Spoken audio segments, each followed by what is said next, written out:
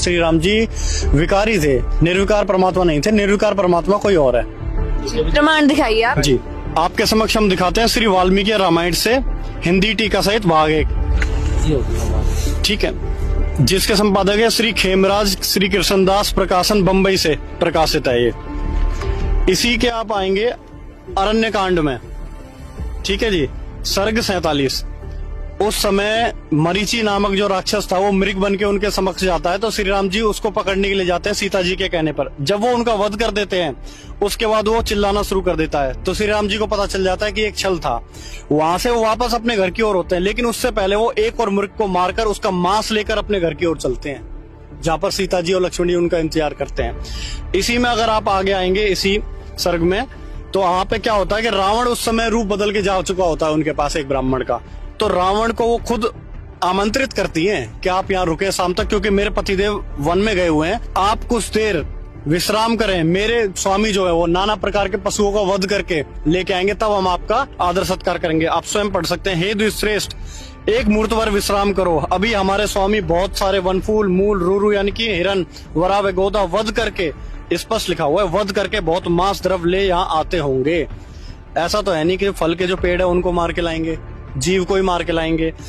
जब वह आवेंगे तब आपका भली भांति से सत्कार होगा, इससे विराजिए। तो यहाँ पे सीता जी स्वयं आमंत्रित कर रही है, क्योंकि वह स्वयं भी मांस भक्षण करते थे, जीव हिंसा भी करते थे, मांस का भी सेवन करते थे। इसी का प्रमाण आपको दूसरी पुस्तक से भी दिखाते हैं। ये है श्री रामचरितमानस, तुलसीदास जी द्वारा रचित। इसके अंदर आप आएंगे बालकांड के अंदर, आप देखेंगे दोहा नंबर 204। बंधु सखा संग ले बुलाई, बन मृग्या नित खेले जाई, पावन मृग मारे जिये जानी, दिन प्रति निपुण दिखावई आनी। श्री रामचंद्र जी भाइयों और इष्ट मित्रों को बुलाकर साथ ले लेते हैं और नित्य वन में जाकर शिकार खेलते हैं। मन में पवित्र समझकर मृगों को मारते हैं और प्रतिदिन लाकर राजा दशरथ को दिखलाते हैं। अब मन में पवित्र सोच के मृग को मारते हैं, क्या उससे पाप नहीं लगेगा? जीव हिंसा नहीं होगी, उसकी तो मृत्यु हो गई ना। उससे आगे आप क्या देखेंगे कि जे मृग राम बाण के मारे, ते तनु तजे सुरलोक सिधारे, अनुज सखा संग भोजन करही, मात पिता आज्ञा अनुसरही।